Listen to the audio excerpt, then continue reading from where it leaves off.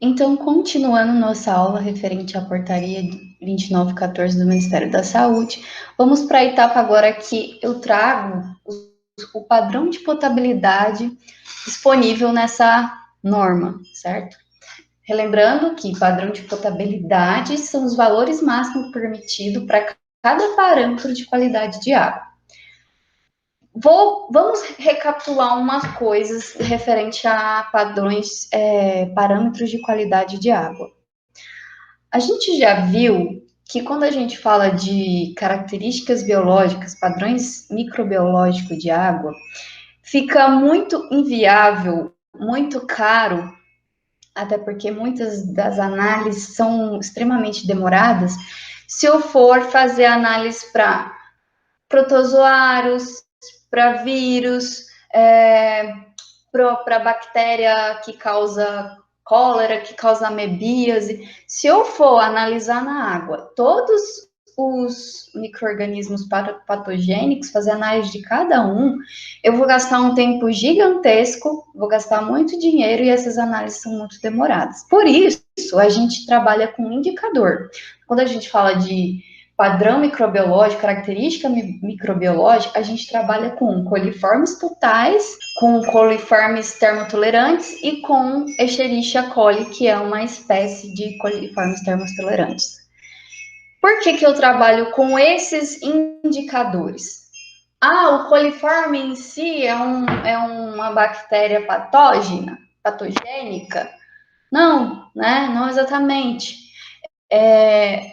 É porque como eles são de origem, né, quando eu falo termotolerantes e E. coli, eles são de origem do intestino de seres vivos quentes, né, de humanos, de outros animais de sangue quente, isso indica que se tem E. coli, tem fezes naquela água, né? Tem contaminação fecal.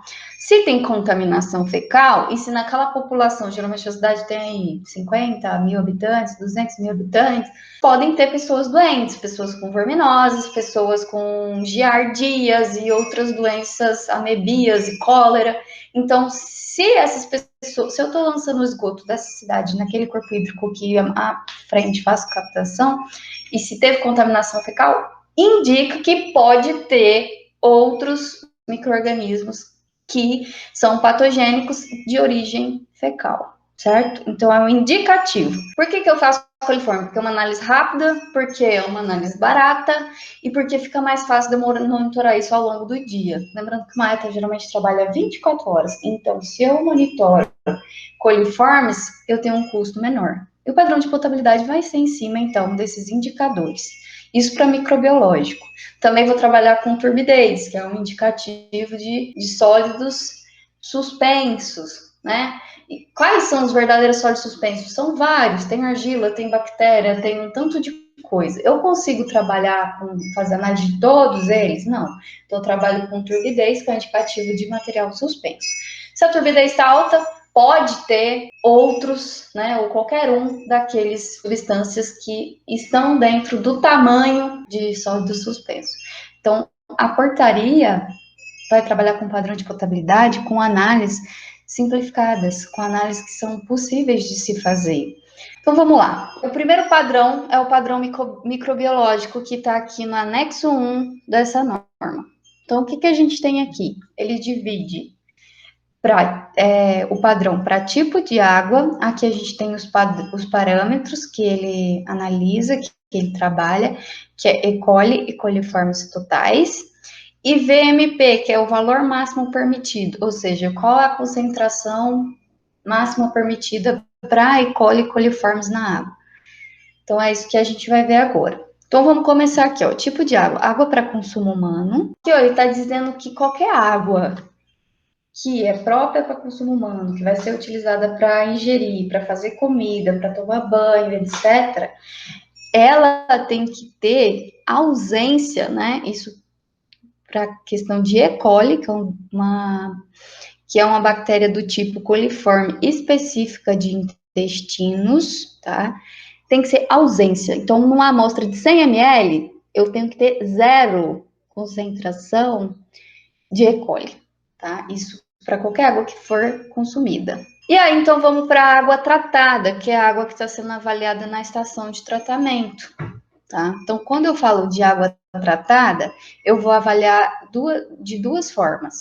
Na saída do tratamento, ou seja, acabou de sair da ETA, saiu do tanque de desinfecção, né? Acabou de sair do tanque de desinfecção, ainda está dentro do espaço da ETA. Essa é a água saída de tratamento. E também avalio no sistema de distribuição. O que é o sistema de distribuição? É quando ela saiu da ETA, foi encaminhada para o reservatório, uma caixa d'água, e está passando pela tubulação para a rede até chegar na sua torneira. Então, eu tenho que ter amostras na ETA, tanto dos reservatórios, para saber, porque, tipo, na saída do tratamento estava limpo, estava ok, era zero coliformes. Mas vamos supor que no reservatório tinha uma contaminação. Ou na rede, aconteceu uma infiltração na rede e que entrou coliformes, que entrou outras contaminações, outras bactérias. Então, não adianta eu só avaliar a saída de tratamento, eu tenho que avaliar também nos reservatórios da cidade, né, nas caixas d'água das cidades e nas redes de todo o território urbano. Quando eu falo de água tratada, então, na saída do tratamento eu avalio coliformes totais, que tem que ter ausência para todas as análises feitas, né, com uma amostra de 100 ml. Então, ausência, 100% de ausência. Quando eu falo de reservatório e rede, eu tenho que avaliar E. coli e coliformes totais. Então, para E. coli, as amostras do reservatório e rede também tem que ser ausência. Agora, quando eu falo de coliformes totais, eu tenho aí umas diferenciações. Quando fala de coliformes totais para amostra de reservatório e rede, eu tenho o seguinte: se a cidade tiver uma população menor que 20 mil habitantes, uma amostra entre todas as amostras examinadas no mês pode apresentar resultado positivo, ou seja, pode ter presença de coliformes totais, uma amostra. Então, significa assim, ó, se eu analisei 100 amostras no mês todo, ou 2.000 amostras no mês todo, dessas 2.000, uma amostra pode dar positiva, certo?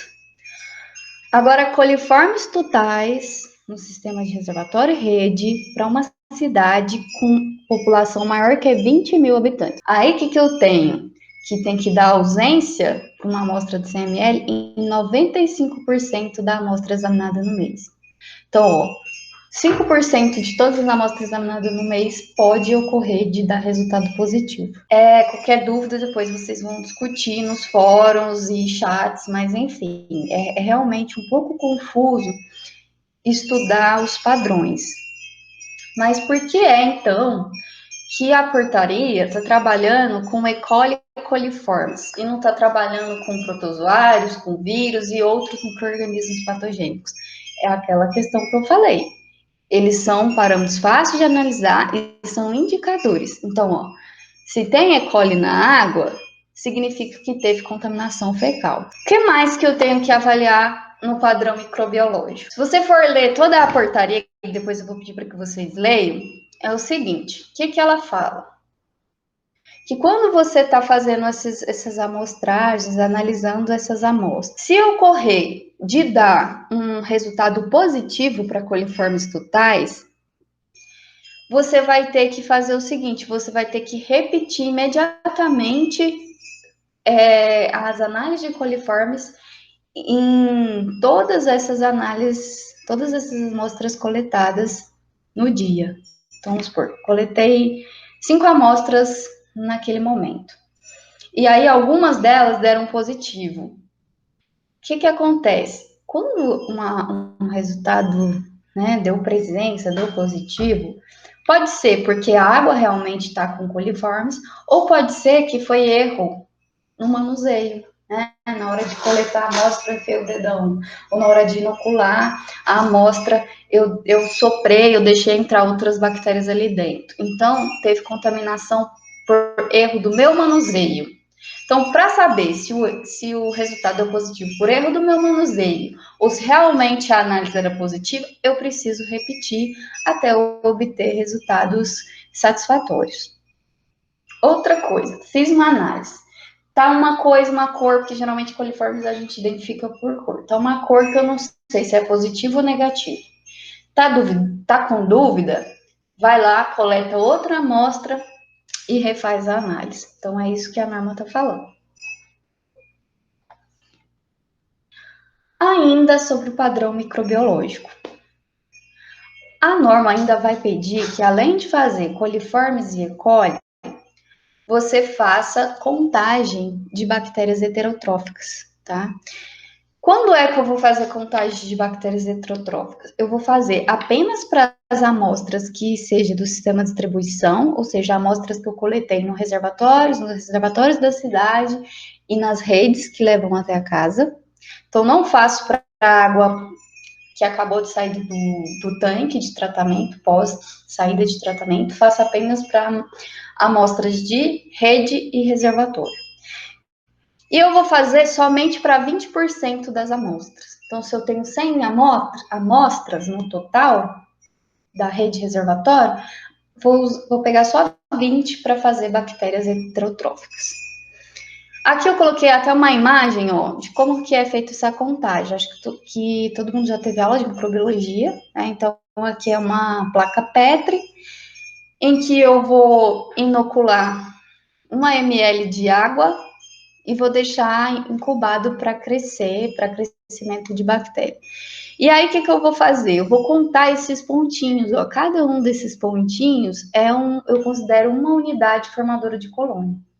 Então, o que a norma diz? Ela diz que o limite é 500 unidades formadoras de colônias por ml. Então, o máximo que pode ter desses pontinhos na minha amostra é 500.